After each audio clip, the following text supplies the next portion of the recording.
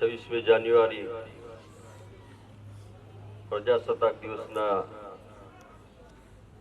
ઉજવણી નિમિત્તે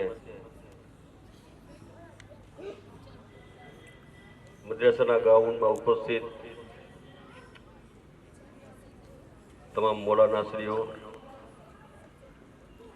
ગામના આગેવાનો, વડીલો,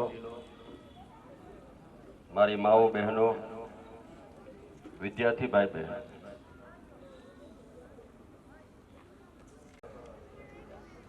મૌલાના ઇમરાન સાહેબે 26મી જાન્યુઆરીનું શું મહત્વ છે આપણને સમજાયું.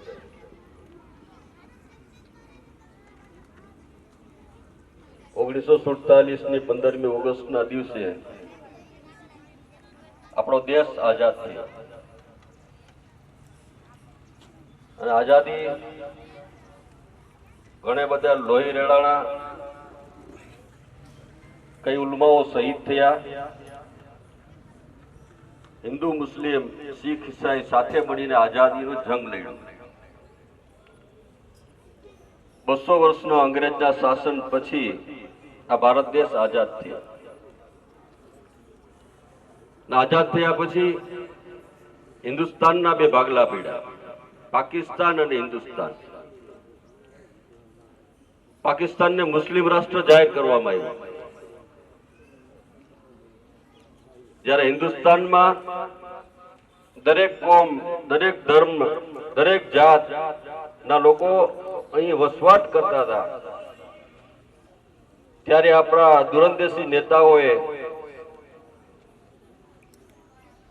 વિચાર વિમર્શ કર્યો કે આ ભારત દેશ છે, વિવિધ રંગમાં રંગાયેલો દેશ છે, વિવિધ ધર્મમાં રહેતો દેશ છે, તો એને લોકશાહી રાષ્ટ્ર જાહેર કરવામાં આવે, લોકતંત્ર જાહેર કરવામાં આવે. અને એના કારણે એક બંધારણ બનાવવામાં આવ્યું અને બંધારણ 26મી જાન્યુઆરી 1950 ના દિવસે જાહેર કરવામાં આવ્યું. અને બંધારણના અનુલક્ષીને હિન્દુસ્તાનની અંદર રહેતા તમામ ધર્મના લોકોને પોતાનો ધર્મ પાળવાનો અધિકાર આપવામાં આવ્યો. હિન્દુ સમાજને મંદિરમાં જવાનો અધિકાર, એને પૂજા પાઠ કરવાનો અધિકાર, એને ધર્મ પાળવાનો અધિકાર. મુસ્લિમ સમાજને મસ્જિદ સ્થાપવાનો અધિકાર, મસ્જિદમાં જવાનો અધિકાર, મસ્જિદમાં અલ્લાહની બંદગી કરવાનો અધિકાર, મદ્રેસા સ્થાપવાનો અધિકાર, શૈક્ષણિક સ્કૂલો સ્થાપવાનો અધિકાર, એને શું કપડા પહેરવા, શું ના પહેરવા એનો અધિકાર, એને શું ખાવું, શું ના ખાવું એનો અધિકાર, સ્વતંત્ર અધિકારો બધાને આપવામાં આવ્યા. એ છે કે બંધારણ રચાણો, એના અધિકારને રૂએ હિન્દુસ્તાનની અંદર તમામ લોકો સ્વતંત્ર અધિકાર ભોગવે છે અને રહે છે. પણ એ અધિકાર ક્યારે મળ્યા આપણને?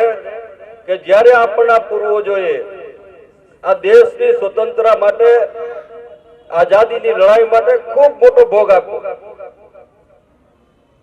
પોતાના દીકરાઓને અનાથ કર્યા, બહેનોને વિધવાઓ બનાવી. પેઢી દર પેઢી લોકો આવતા ગયા, જતા ગયા, અને એના કારણે આપણને શું કામે અધિકાર આપવામાં આવ્યા છે આપણે ભૂલી ગયા. આપણે અધિકાર તો મળી ગયા, આપણે અધિકાર તો ભોગવતા થઈ ગયા, પણ દેશ પ્રત્યે આપણે શું ફરજ છે આપણે ભૂલી ગયા. દેશ પ્રત્યે વફાદારી દાખવવાનો જે આપણને મોકો મળ્યો છે આપણે ભૂલી ગયા. અને એના કારણે આજે આપણે દુઃખી છીએ. આપણે ક્યારેક ટોણો મારવામાં આવે છે, તેના કારણમાં આપણે પોતે ખુદ છીએ. કેમ કે દેશ આપણે જો અધિકારો આપતો હોય તો દેશ પ્રત્યે આપણે કઈ વફાદાર દાખવવાનો પણ ફરજ બને છે, હક મળે છે. ત્યારે આપણે ધંધા રોજગાર બંધ નથી કરી શકતા, આપણી દુકાન બંધ નથી કરી શકતા, આપણે રોજગારમાં જતા હોય, મજૂરી જતો મજૂરી બંધ નથી કરી શકતા, આપણે ખેતી બંધ નથી કરી શકતા. શું આપણા ઘરે લગ્ન પ્રસંગ હોય કે બીજો કઈ પ્રસંગ હોય તો આપણે ઘરે નથી રોકાતા? પણ દેખાવો તો પડે ને, દેખાડવો પડે. એ દિવસે પણ જો આપણે રોજી રોજગાર બંધ કરીને હાજરી ના આપી શકતા હોય તો મોટી શરમજનક વાત છે. આ વંશી શહેરની અંદર કેવડા બધા મુસ્લિમો રહે છે, દરેક ધર્મના લોકો રહે છે, સાથે મળીને રહે છે. પણ જયારે 15મી ઓગસ્ટ કે શનિવારે દિવસ હોય ત્યારે આપણા ગ્રાઉન્ડ જોઈએ તો ખાલી હોય. શું માત્ર સ્કૂલના ટીચરોની ફરજમાં આવે છે, સ્કૂલના બાળકોની ફરજમાં આવે છે? પૈસા કમાવા જ એક જાતનો દુનિયામાં આવવાનો કોઈ મતલબ નથી, કોઈ મકસદ નથી. અલ્લાહે આપણે દુનિયામાં મોકલ્યા છે તો પેલી ફરજનો ભાગ આવે છે આપણે પોતે સુધરી જાય, અલ્લાહની બંદગી કરતા થાય, નમાજ રોજા હજ જકાત અદા કરતા થઈ જાય.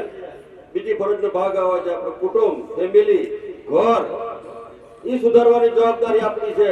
બીજી જવાબદારી છે આપણે આસપાસમાં રહેતા લોકોને કઈ રીતના સહી રસ્તા પર લઈ જવા, એ સુધારવાની જવાબદારી આપણી છે. ત્રીજી જવાબદારી છે આપણા ગામમાં કેમ સુધારો લઈ આવો, એ જવાબદારી આપણી છે. અને તાલુકો, જિલ્લો, દેશની જવાબદારી આપણા માથે છે. અલ્લાહે મોકળે ખાલી એમ નથી કીધું કે તમે સુધરીને આવજો, નમાજ પઢી રોજા હજ જકાત અદા કરીને આવી જાય તમારી માફી છે. નહીં, તમને પૂછવામાં આવશે કે તમે અમને શક્તિ આપી હતી, તમને કઈક સમજદારી આપી હતી, તો તમે દુનિયામાં જઈને શું કરી આવ્યા? ખાલી હજ રોજા જકાત અદા કરવાથી માફી નથી, પણ જ્યારે તમારા બાળકો તમને પૂછશે કે અમને અમારા માટે તમે શું કર્યું હતું, તમારું કુટુંબ તમને પૂછશે અમારા માટે તમે શું કરીને આવ્યા છો, ત્યારે જવાબ દેવો ભારે પડશે. તો આજે મને કઈક મળ્યું છે હું સમાજ માટે શું કરી શકું છું, મારી ફરજનો ભાગ આવે છે.